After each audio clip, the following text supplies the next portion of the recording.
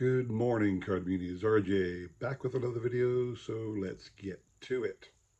So today's random Mike Schmidt item of the day from 2010 Triple Threads, the autographed relics card. This is actually not a parallel. It is simply called the autograph relics. It's out of 18, if you can read that. There were 285 actual relic cards issued under this parallel version, and they were all numbered. And there are three versions of the Mike Schmidt card.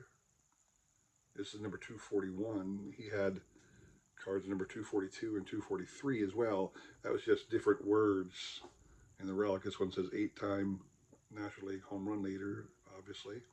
There were a couple different versions. I'm not even sure what the other versions look like. I haven't seen them, and they're not provided on the tradingcarddatabase.com, but it's a really nice looking card anyway. I hope you agree.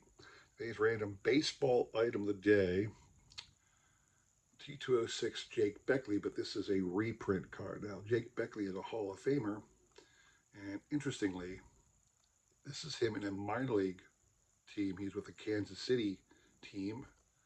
This was issued in the T206 1909 release. It was only part of the 1909 release because Jake Beckley only played for the Kansas City team in 1908 and 1909. He had finished his major league career. He is a Hall of Famer. He had finished his major league career in 1907. So the 1909 T206 includes him. It's his last playing days issued card. There are no other cards of him in the other teams he played with after 1909. He continued his career through 1911, playing for a couple different more minor league teams. But this is the last card. It's actually a reprint, like I said. It's the last playing days issued card of Jake Beckley with the Kansas City minor league team. Jake Beckley. Today's trivia question. Question today. Every year when you win the World Series, we're still with the World Series questions because it's World Series season. It's coming up soon. Hopefully the Phillies will win. Yay, Phils. But every year the winner of the World Series is handed the trophy, the World Series trophy, which is called the Commissioner's Trophy. That's just what it's called. The pennant's ringing, a ball and diamond motif in the middle. My question to you is, the Commissioner's Trophy was first given in 1967. That's the first year that particular trophy was given away to the team that won the World Series. And every year since, a new one is crafted and given to the World Series champion. My question to you is, what did they do before the Commissioner's Trophy? In other words, what did teams get before that trophy for winning the World Series? So send me an email on that, what you're playing for. From 1990, I believe this is 1998. Could be wrong about this, right? That might be 1995. The Brooklyn Dodgers archives set. Sandy Koufax card. Really cool card of Sandy Koufax. This is obviously modeled after the 1956 release.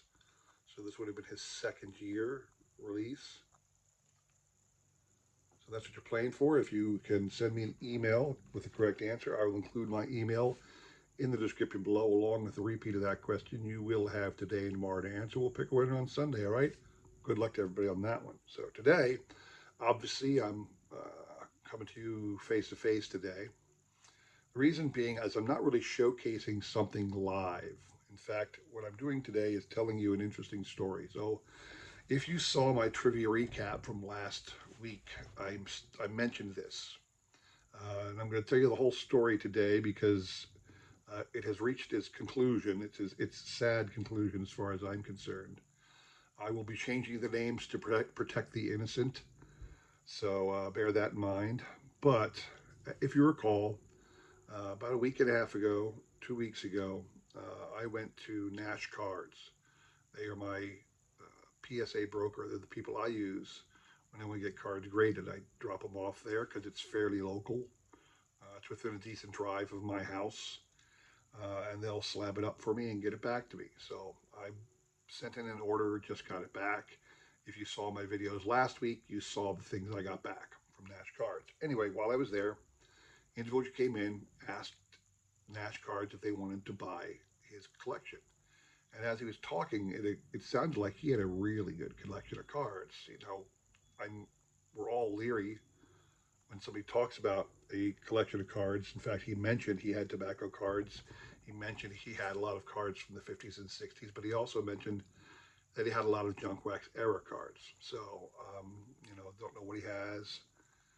The guy behind the counter for Nash Cards was an employee, not like an owner. A guy who really didn't probably know his cards as well as I did, or you probably would if you heard some guy talking about tobacco cards. So every once in a while, as I was listening, I would pipe in with some input for the guy as he started talking about, well, I kind of have this and that. And I said, well, do you have anything like this? Well, no, that's not really worth anything. Or, yeah, it sounds like you might have something. And finally, I said, well, if you like, I'd be happy to take a look and tell you what I think. And the guy behind the counter could care less. So the guy said, sure, I'll do it because he had it.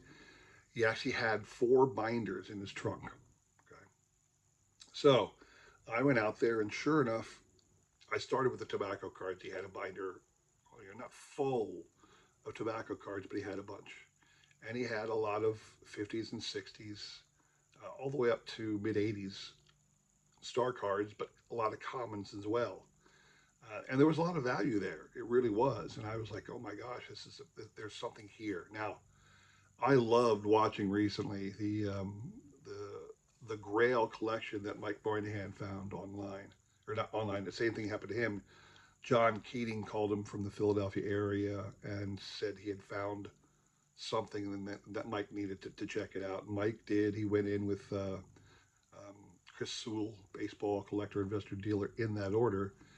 And please, if you haven't seen their videos, take a look at all their videos. They did an amazing job over several months documenting, finding the collection, parsing it out, selling it, giving the breakdown, and as Chris does with a lot of his videos, he gave the financials at the end, so you get a good sense of the size of their scope and their collection. And if you heard their numbers were immense. The two of them combined, Chris and Mike, spent $120,000. I'm not talking out of turn. This is what they put this. It's right up on their video, so this is not some secret. They both put out a total combined $120,000, and in the end, they each made a considerable amount of profit, mostly in the cards that they kept for themselves, more so than a net cash increase. Um, in the end, their cash return was minimal, but the value that they got in the cards that they kept was significant. And we all dream that dream. We all think to ourselves, why can't that actually happen to me? Well, here it is happening to me finally. I'm going, this is awesome. I can be part of something here. Now, obviously, the first thing you want to do in a case like this is to buy the collection. But I could tell this guy had already had a couple people look at it. He was not just going to give it away. So maybe I could have come up with like $1,000, $2,000 on my own and bought it. But he probably would have sold it to me. So I said, hey, I know people because I do have, I won't use names. There are people out there that I am acquainted with now over the years that I can reach out to them and say, hey, I got this collection. So um, I do have the email of one individual, and I emailed that person. But I also texted a lot of friends in the hobby. I said, hey, do you know anybody in the Philly area who'd be interested in buying cards? I found this really great collection. In fact, I took a video. I'm going to show it in a second. I took a video of the tobacco cards, flipped through all the pages so that I could pass that around to people who are interested. So I texted about a half dozen of my friends that I have contact information from. Most of them returned to me and said, no, I'm sorry, I don't know anybody, but you could try this person or you could try that person. But one individual said, hey, here's a guy I know would be love to talk to you. Do you mind if I pass out? I'm sure he'd love to talk to you. Do you mind if I pass along the information? I said, absolutely, please do. Give him my contact information. Have him call me. So eventually, that individual, the person I was hooked up with, the local Philly guy, um, did contact me, and I passed along. I showed him the video. He was very interested to know more. So I contacted the seller because I had gotten the seller's contact information. I said, I'm going to reach out to some people that might be interested in talking to you. Do you want to talk to them? And he said, sure, here's my contact information. So I got his name and number. And when this guy from Philly contacted me, say, yeah, they're interested in buying, I hooked them up. And I was excited because, again, thinking back to the Mike Moynihan, the whole Grail collection, it was noted in the video. So, again, I'm not talking out of turn here. This is all online. You can view it for yourself. Um, Mike and Chris gave John Keating a quote unquote finder's fee for finding the set, the collection. And that's what I was hoping for out of this, a small quote unquote finder's fee, because there was, I'm working on the, and I'll show you the cards in a second, but I'm working on the all-time Phillies great PSA set registry. And there are two T206 cards that were just added recently. Well, this guy, most of what he had was Philadelphia related, Philadelphia Phillies, Philadelphia Athletics, all different kinds of cards. Um, and the two cards from the all-time great Phillies registry were in the T206 binder. Again, I'm going to show you that, not the tobacco card binder. I'm going to show it to you in a second. In addition to the tobacco cards, because that's all I got pictures of, the man had 33 and 34 Gaudies. He had play ball cards. He had early Bowmans and early Tops cards. Um, the guy had a lot of awesome stuff, and I was just, oh my lord. He didn't have anything out of control. He didn't have like a DeLong Gehrig. He didn't have any Gowdy Ruths. Um, he did have some that I recognized. He had some. He had some cards that I already have. So it was just an amazing find, and I really wish I could have been a part of it. So anyway, I did hook up the seller and this buyer, local buyer, and they were going to work a deal. I know that the buyer texted me privately. He said, "Yeah, we're really interested." We told this guy, um, we can't really look at it until the weekend. And he was talking about him. He himself brought in a partner on the deal, so they couldn't see the guy's collection until Saturday, which is, as I'm filming this video, it is Saturday. So they would have, the earliest they would have been able to look at it was today. Unfortunately, I got a text from the seller a couple days ago who said, "Well, just so you know, the deal's done." And I was like, "Good. I hope you got a good deal on it. Did you sell it to the guys I hooked you up with, or did you sell it separately?" He said, "No, he sold it separately." And I was crestfallen. I was like, "Oh, dang! I really wanted the those two cards from my collection." But he sold it to somebody else, and I asked him. I said, "Well, that's great. Good for you. I hope you got a good deal." And what he texted me back was, he said, "Yeah, I got Z06 Corvette money. Uh, Here's what a Z06 Corvette looks like."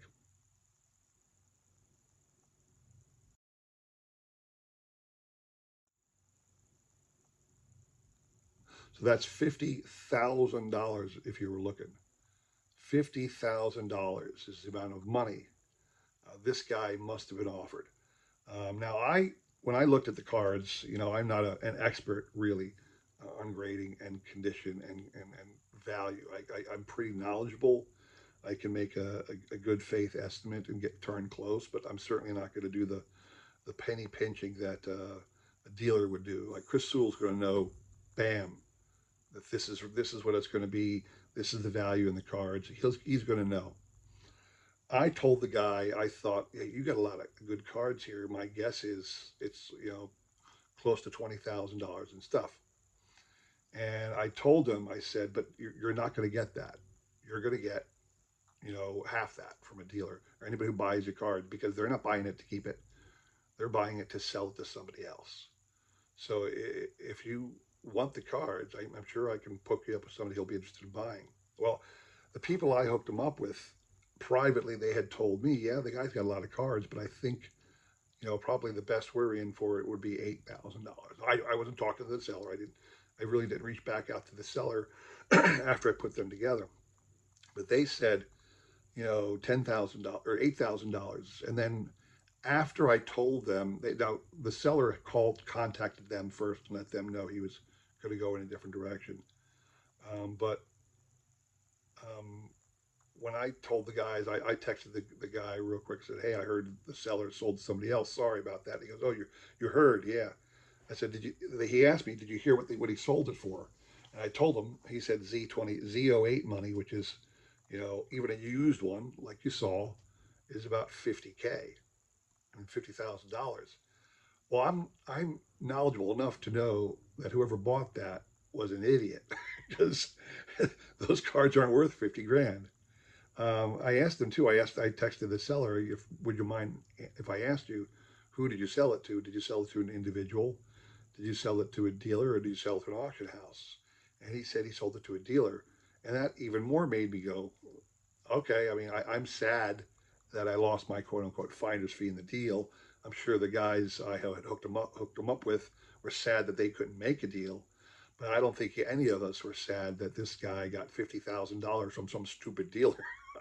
I wish I could sell a bunch of junk wax error cards and get 50K from some guy who doesn't know any better. So there's a little sadness to the fact that I lost out in the deal. I was really hoping to get a little something from it. There's a little sadness there, but at the same time, um, at least I could say I had that success. I had that happen to me. I found a guy who had a great collection, and I almost got it or was a part of the deal. So anyway, I'm gonna go. I'm gonna break away here for a second. I'm gonna show off for you the um, um, the video that I took. I'm gonna show off the video that I took of the tobacco cards, and then while I'm after I show the whole video, what I'm going to do is I'm gonna put up random slide by slide some of the big cards that I didn't see as I was thumbing through that, because I went through later on and I paused the video every frame and zoomed in on the cards to see what was actually there. And I'm kind of bummed at my stupidity for not seeing what was there. It was still no more than to my knowledge, actual value, a $20,000 collection. But again, to a dealer, someone's going to buy and resell, 10 grand max would have been it. But I'm shocked at how bad I was at catching the cards. So give me a second. I'm going to pause the video right here, and I'm going to let you see the video that I took and shared with friends. Take a look at this wonderful collection that's dropped into my lap. And then I'm going to show you the slides and talk to you about some of the cards that were in the tobacco era. I don't have the other cards. I only filmed the tobacco binder, but give me a second. Here we go.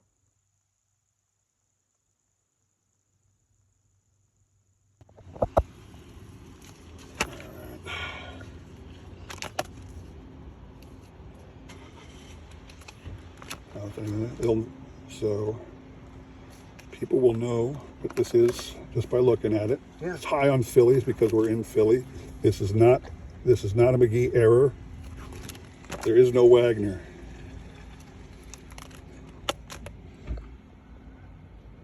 I gotta look at the back because I forgot that certain backs have a lot of value.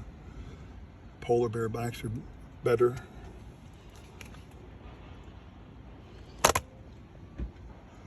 So I do want to get the backs. You got a Walter Johnson portrait. That's a very valuable card right there.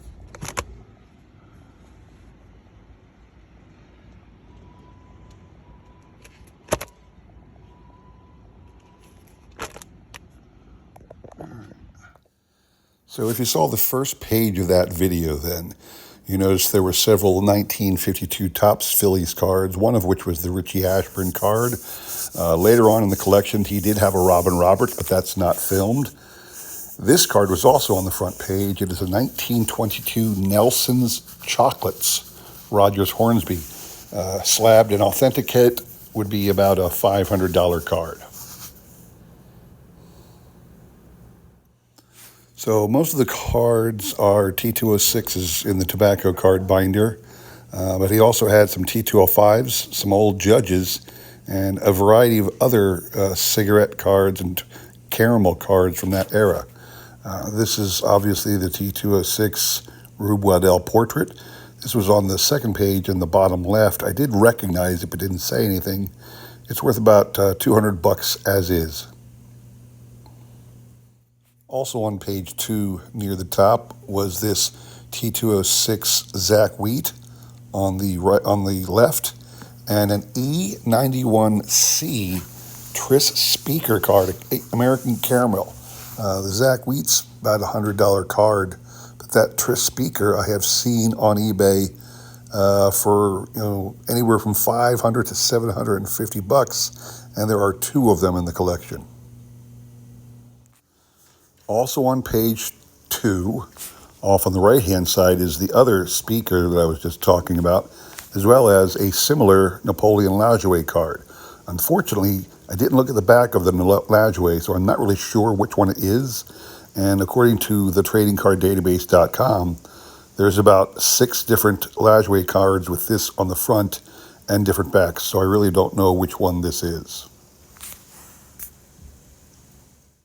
Also at the bottom of page 2, you have these 3 cards here. The middle filly is an unknown, unimportant guy, but on the left, you have a T206 Joe Tinker card.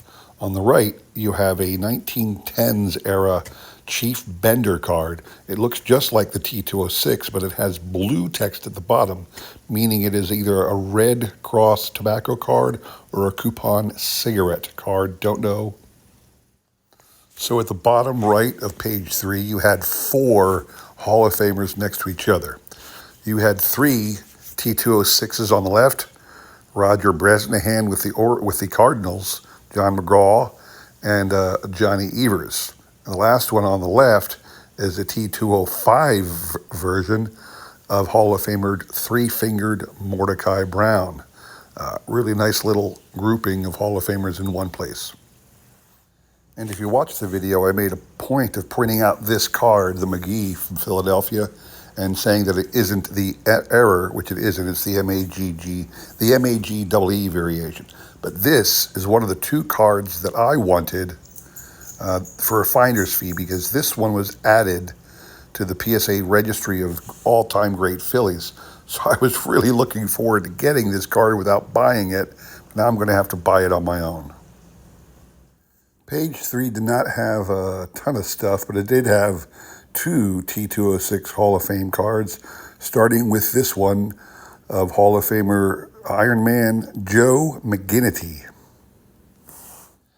And the only other Hall of Fame person on page 3 was this T206 Ewing Jennings of the Dodgers. That's about it. And now on to page 4, still heavy in the T206s, but a lot of variations as well. 2 Hall of Famers here. On the left, you have Jack Chesbro, Hall of Famers for the Yankees, and Fred Clark, early player-manager for the Pittsburgh Pirates, and the manager during Honus Wagner's glory days, manager at the first World Series in 1903. This one I did recognize as I was flipping through there, but I didn't mention it because he's a kind of a forgotten Hall of Famer. Hall of Fame pitcher Rube Marquard, teammate of Christy Matheson's. So this other one, these 3 are all Hall of Famers, and I flat out missed them.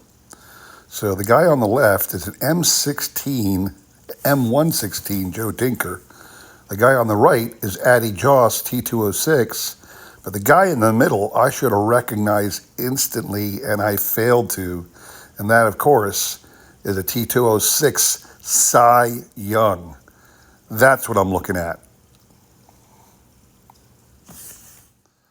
Here's another one of those where I should have seen it, but didn't even recognize it. So the card above is a T206 Joe Tinker. I'm not surprised I didn't recognize that one. But the one below it, anybody who would see this face, this card, would know there's Walter Johnson. It's a T205 Walter Johnson, but you know, T205, T206, you know Walter Johnson's face. And I can't believe I missed that. And you got this little grouping right here. So the card on the bottom left is a T205 Clark Griffith, Hall of Famer. Not surprising I didn't recognize that one. The one above, though, is a nice T206 Tris Speaker. I'm pretty sure I should have known that one. And then below that, a T206 Christy Mathewson. So I really need to brush up on my T206s, especially where these legendary players fall. So when I got to this page, obviously my eyes fixated on the Walter Johnson portrait. Everybody knows what that card looks like, but I didn't notice the Wee Willie Keeler right next to him, even though the keel is damaged. And then on that same page at the upper left, you had these two little known Hall of Famers. Another Rube Marquard, the New York Giant guy. But next to him is Miller Huggins with the Reds, future manager of the Yankees, but at this time still a player on the Cincinnati Reds, Miller Huggins. And on the same page, he had several of these 1921 W551 strip cards, one of which was this one of Hall of Famer Dave Bancroft of the Phillies.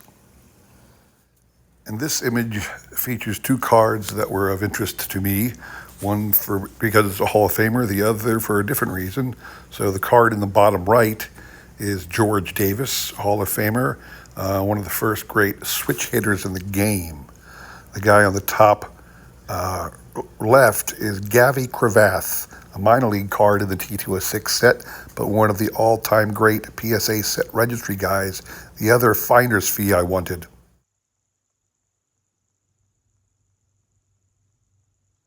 So there you have it.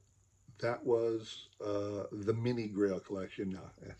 That was RJ's attempt at a Grail Collection, a very minor find that I tried to get done through the card community, but unfortunately the seller found a guy with bigger pockets and not as much knowledge as we have. So kudos to the seller for making a good profit, but sucks to be me not getting my finder's fee.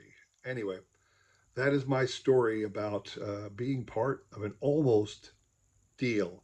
I hope you enjoyed that. If you did, please consider like, subscribing, commenting, and all that jazz. I really do appreciate your support as I try my best to support everybody else in this great card community, all right? Thank you all for watching. Come back again Wednesday and Friday for more great trivia and prizes to give away, all right? Have a great day. Take care.